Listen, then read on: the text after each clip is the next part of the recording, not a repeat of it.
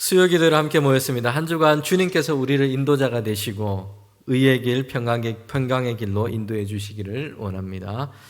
네, 설교를 시작하면서 먼저 여쭙고 싶은 게 있는데요. 행복하십니까? 네. 네. 진짜 행복해 보여. 그래요.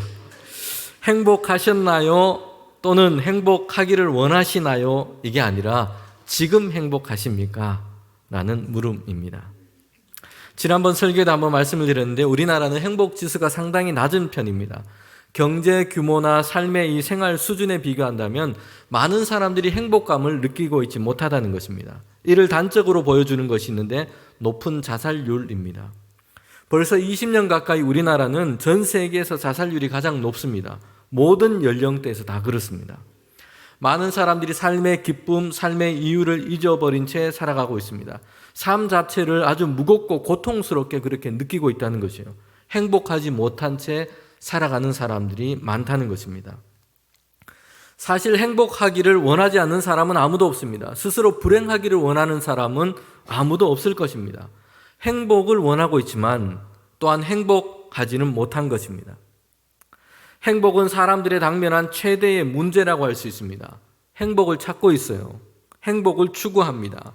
행복을 얻으려고 합니다.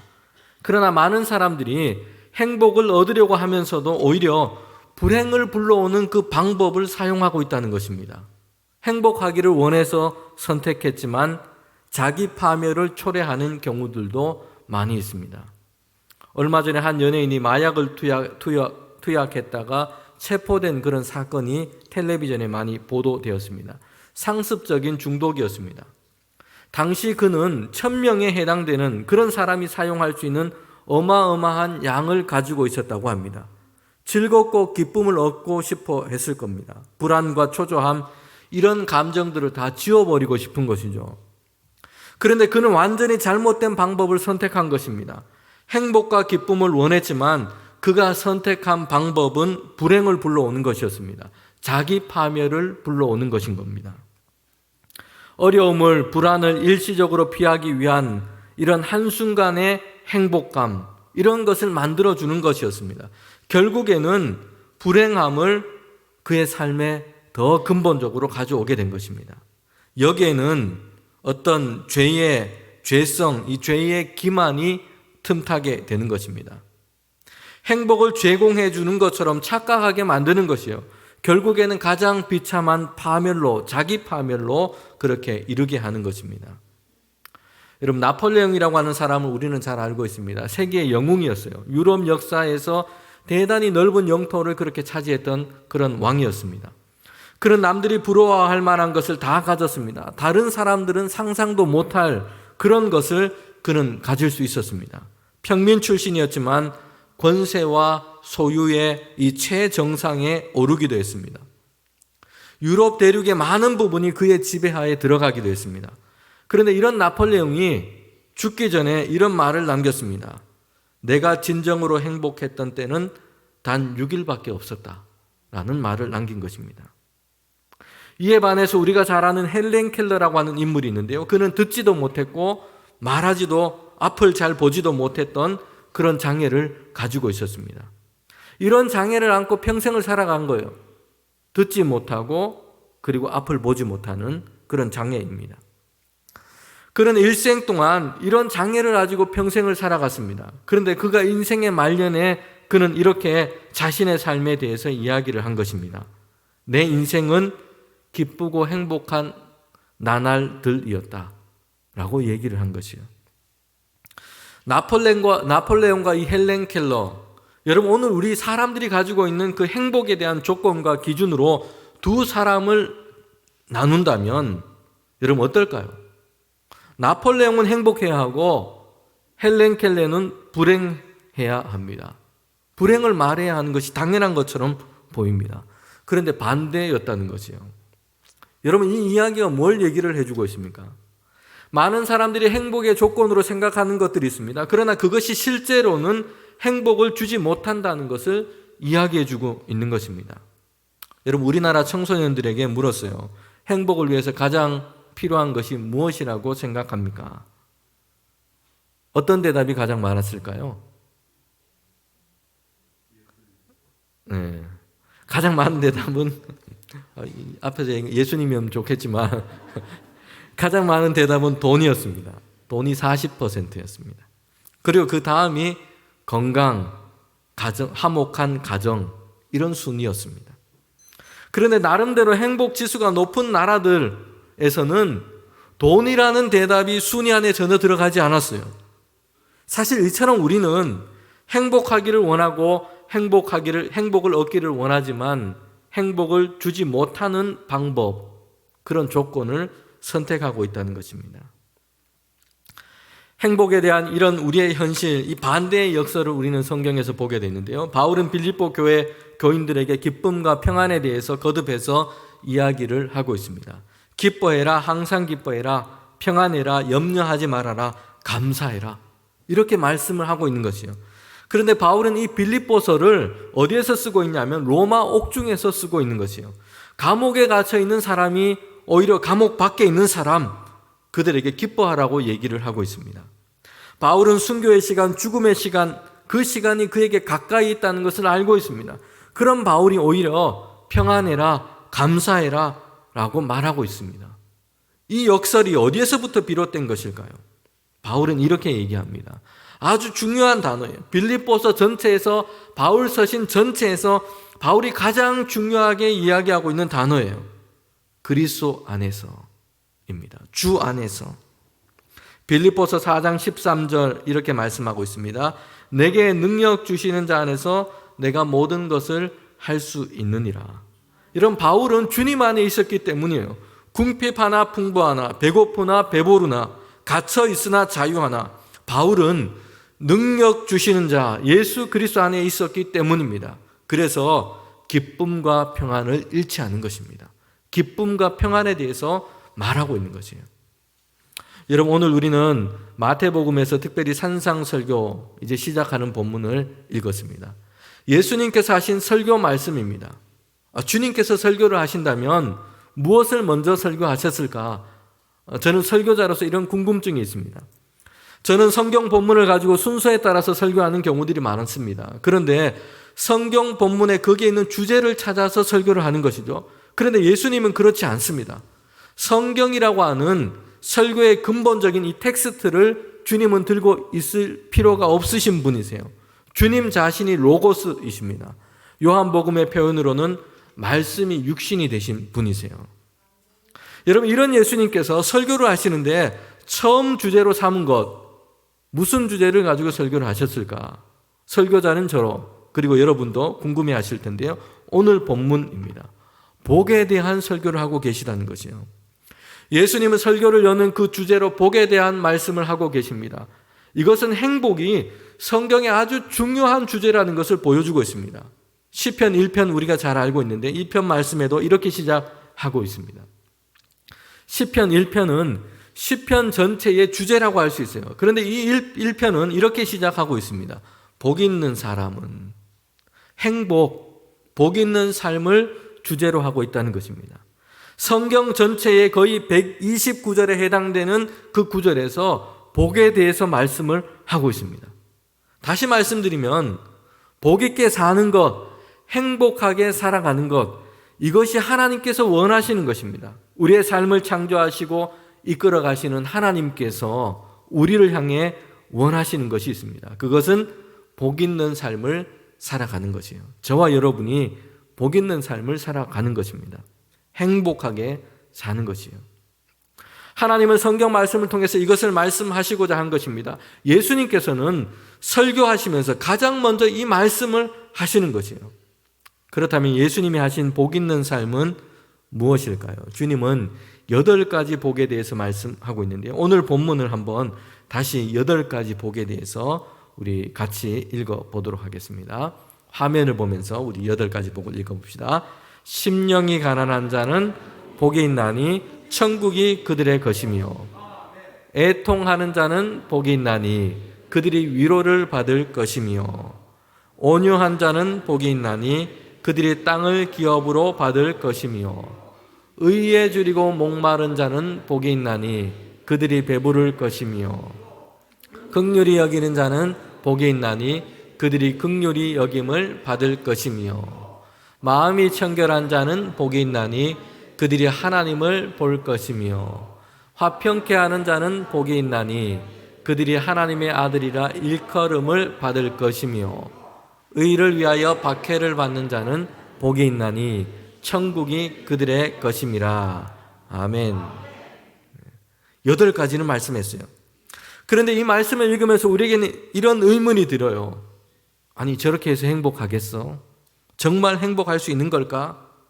예수님의 그 말씀에서 오늘 우리가 많은 사람들이 행복하면 떠올리는 단어들이 전혀 없다는 것입니다.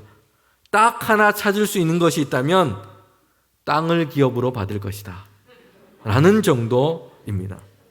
부동산을 통해서 얻을 수 있는 경제적인 가치를 생각할 수 있기 때문이에요. 그러나 사실 예수님께서 말씀하신 땅을 기업으로 받는다, 이 말씀도 하나님께서 약속하신 그 유업, 하나님의 나라를 뜻하고 있는 것이에요. 예수님이 하신 8가지 복은 사람들이 생각하는 복, 행복의 모습과는 잘 어울리지 않는다는 것을 보게 됩니다. 행복하기 위해서 가난함, 애통함, 온유함, 의에 줄이고 의로 인해 박해를 받음, 여러분 이것을 선택하고 생각하는 사람은 세상 가운데 없어요. 예수님의 말씀은 행복이 아니라 고단하고 힘든 삶으로 밀어넣는 것처럼 그렇게 느껴지는 거지요.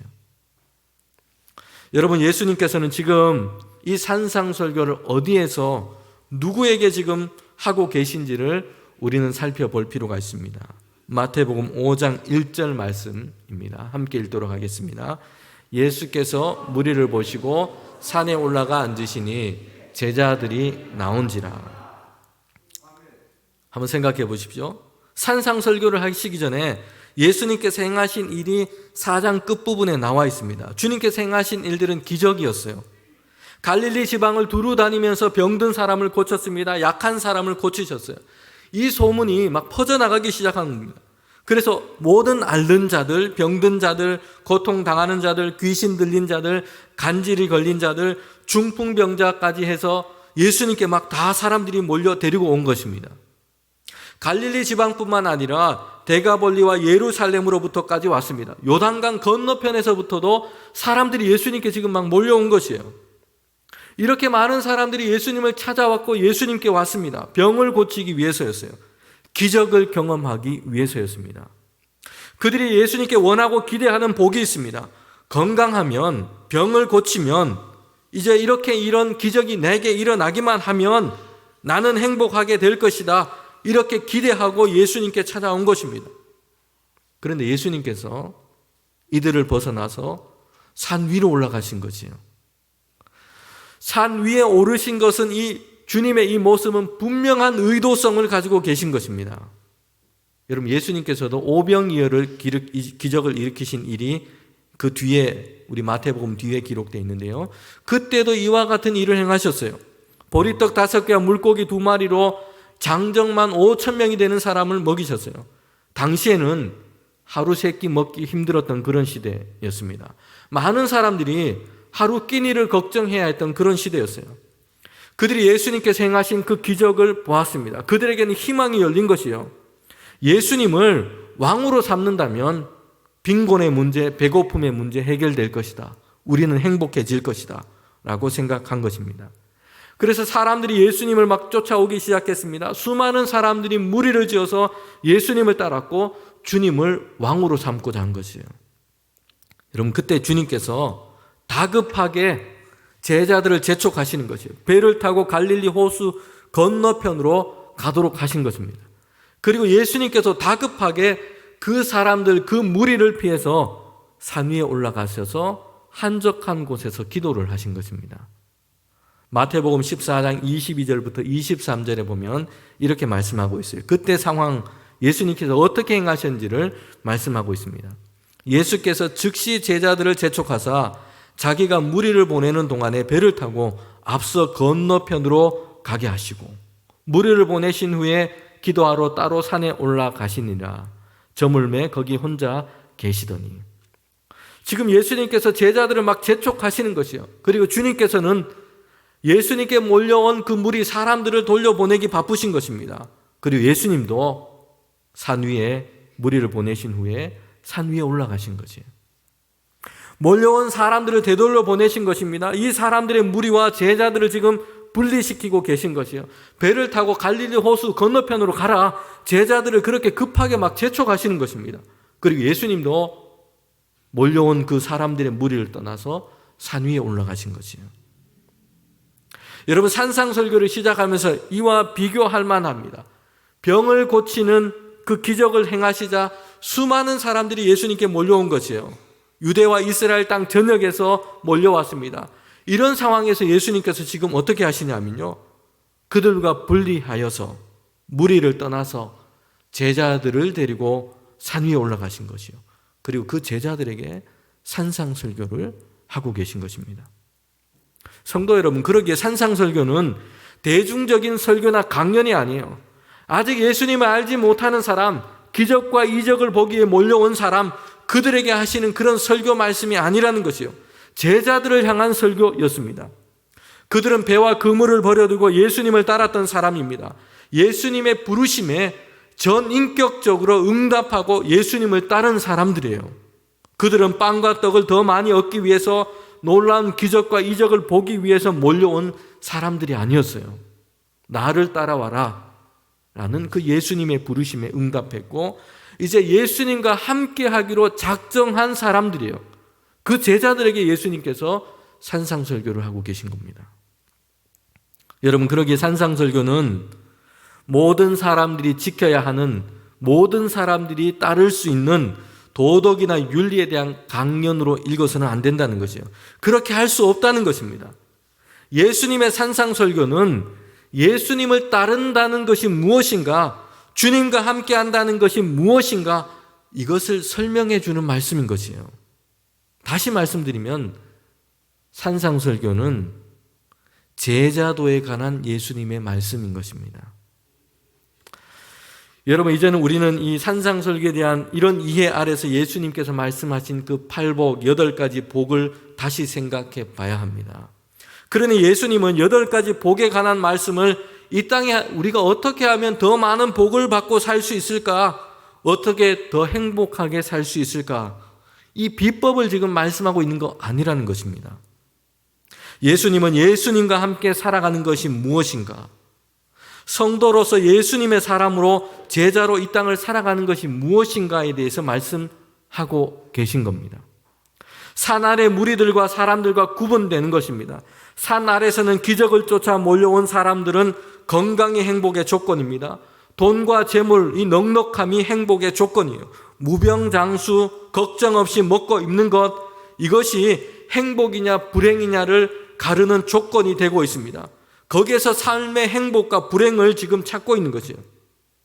그러나 예수님은 그 산 아래에서 제자들을 데리고 산 위로 올라가신 것입니다. 산상수훈, 이 산상설교를 산 위에서 하신 것이에요. 어느 산인지는 구체적으로 밝히고 있지 않습니다. 그런데 마태복음에서 산 위라고 하는 이 장소는 아주 중요한 의미를 가지고 있습니다. 땅과 구별되는 하나님께 속한, 하나님과 관계된, 하늘에 속한 어떤 그런 것을 지금 뜻하고 있는 것입니다. 특별히 이 마태복음은, 이 산상설교는 모세가 시내산에서 율법을 받은 이 사건과 대조를 시키고 있어요. 모세가 이제 이스라엘 백성을 인도하여서 출애굽에서 나왔습니다. 40일이 돼서 이제 시내산에 도착했어요. 하나님께서는 모세를 이 시내산 위로 불러 올라가게 하셨습니다. 그리고 이스라엘 백성, 하나님의 백성을 위한 그 율법을 모세에게 주신 것이에요. 마태복음은 이 구약에 나오는 모세가 시내산에서 율법을 받은 그 사건과 대조해서 예수님께서 산 위에서 제자들에게 하신 그 설교를 지금 기록하고 있다는 것입니다. 이것은 예수님을 통해서, 하나님께서는 이 예수님을 통해서 새 이스라엘, 하나님의 백성을 삼으신다는 것을 지금 말씀하고 있는 것이에요. 예수님의 이 말씀은 모세의 모든 율법을 완성하는 그런 권위를 가지고 있다고 지금 말씀하고 있는 것입니다. 여러분, 예수님께서 산 위에서 이제 복에 관한 말씀을 주셨어요. 그런데 이 말씀은 이 땅에서 어떻게 우리가 더 많은 복을 받고 행복하게 살 수 있을까, 여기에 대한 말씀이 아니라는 것이에요. 오히려 반대입니다. 땅에서 사람들이 말하는 행복이 아니라 산 위를 향해 올라가는 것입니다.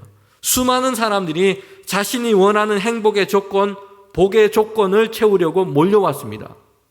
더 건강하기 위해서, 더 많이 더 잘 먹기 위해서, 더 많이 갖기 위해서 몰려온 것입니다.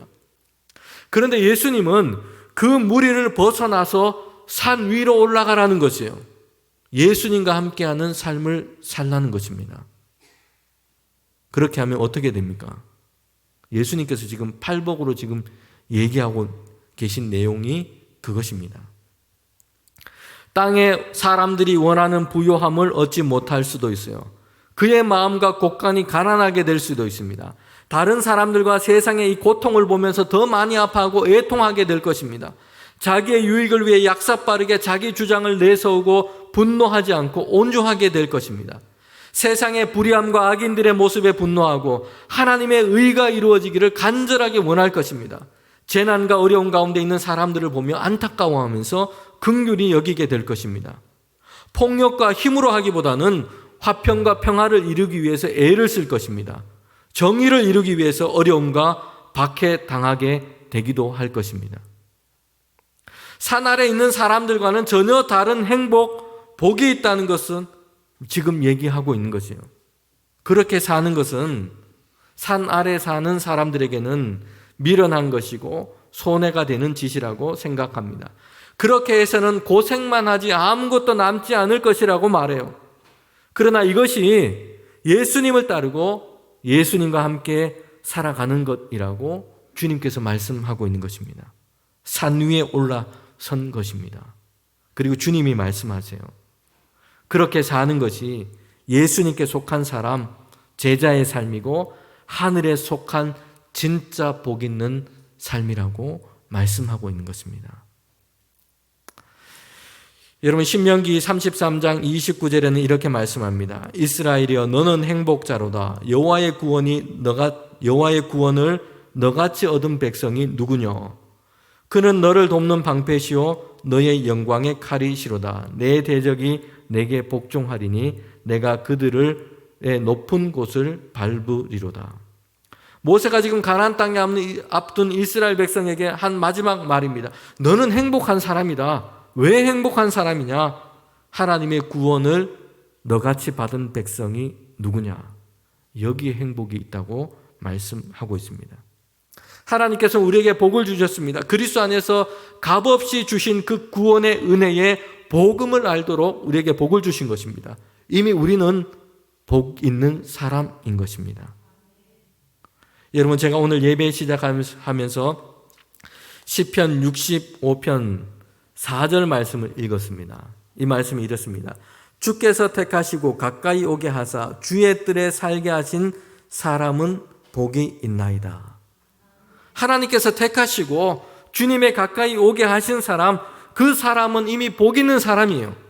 주님께서 택하시고 산 위에 오르도록 하신 사람, 제자들은 이미 복 있는 사람인 것입니다. 여러분 다시 말씀드리면 예수님의 말씀이 이렇게 이해된다는 것이에요. 너희들은 산 아래 사람들이 원하는 그런 복을 받으려고 그런 복을 위해서 거기에 매달려 살지 말아라. 너희는 산 위를 향해서 오르도록 내가 택한 나의 백성이다. 너희는 그 은혜를 얻은 사람이다. 너희는 이미 복을 받은 사람이다. 예수님의 제자가 되고 하나님께 속한 그런 복을 이미 받았다. 이런 복된 삶을 살면 비록 가난할 수 있지만 천국은 너희들의 것이다. 세상의 고통을 보고 애통하게 되겠지만 하나님께로부터 위로를 얻을 것이다. 의에 줄이고 의를 위하여 박해나 욕을 들을 수 있지만 천국은 너희의 것이요 하늘의 상급이 크다.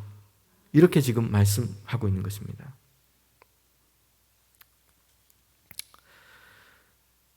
여러분 시편 1편에서도 복 있는 이 삶에 대해서 이렇게 얘기를 하고 있습니다. 시편 1편의 말씀 복에 대한 단어를 얘기하고 있는데요. 거기에 보면 복은 아사르라고 하는 이 히브리어를 쓰고 있습니다. 그 뜻은 똑바른 길로 나아가다라는 뜻이에요. 하나님께서 이끄시는 길, 하나님이 정하시는 길, 하나님이 인도하시는 그 길로 가는 사람은 복이 있다라고 말씀한 것입니다. 그리고 복 있는 사람에 대해서 이렇게 말씀하고 있습니다. 악인의 꾀를 따르지 않고 죄인의 길에 서지 않고 오만한 자의 자리에 앉지 아니하고 오직 여호와의 율법을 즐거워하고 그의 율법을 주야로 묵상하는도다. 여러분, 이 말씀은 성경 말씀을 열심히 읽고 20독하면 신구약을 필사하면 복을 받아서 성공하고 부자되고 직장에서 잘되고 이렇게 지금 얘기하고 있는 것이 아니에요. 이런 오해를 해서는 안 된다는 것입니다. 하나님의 말씀을 읽고 묵상하는 것, 사람들이 생각하고 기대하는 그런 복을 받게 되는 비결이라고 말씀하고 있는 그런 말씀이 아니에요. 이건 오해입니다. 오해를 피하기 위해서 이 시편의 말씀을 우리가 어떻게 이해할 필요가 있냐면요, 하나님의 말씀을 사랑하고 그것을 즐거워하는 것, 이것이 복이라는 것입니다. 말씀을 열심히 읽어서 복을 받는 게 아니고 이미 하나님의 말씀을 사랑하고 그것을 즐거워하는 것, 이 자체가 복이라는 것이에요. 그 사람은 복의 근원이신 하나님 곁에서 전적으로 하나님께 속한 삶을 살게 될 것이기 때문입니다. 여러분, 이것이 성경이 말씀하는 복의 선언이에요. 시냇가에 심은 나무처럼 하나님 곁에 속해서 메마르지 않는 그런 삶을 살아가게 될 것입니다. 성도 여러분, 오늘 우리가 이 말씀을 꼭 기억합시다. 여러분, 오늘 주신 이 팔복의 선언은 우리말로 봤을 때는 심령이 가난한 자는 복이 있나니 이렇게 말씀을 하고 있어요. 그런데 이 헬라어 순서는 여러분, 복에 대한 선포가 지금 먼저 이루어지고 있다는 것이요. 복이 있도다 라고 먼저 선포하고 있는 것입니다. 너희는 복이 있도다. 하나님께서 이미 복을 먼저 선포하고 계세요. 예수님께서 복을 먼저 우리에게 선포하고 계신 것입니다. 주님 안에서 산 위에 올라 하나님과 함께하는 그 은혜의 복을 얻으며 날마다 주님과 동행하는 믿음의 삶을 살아가는 저와 여러분이 되시기를 원합니다.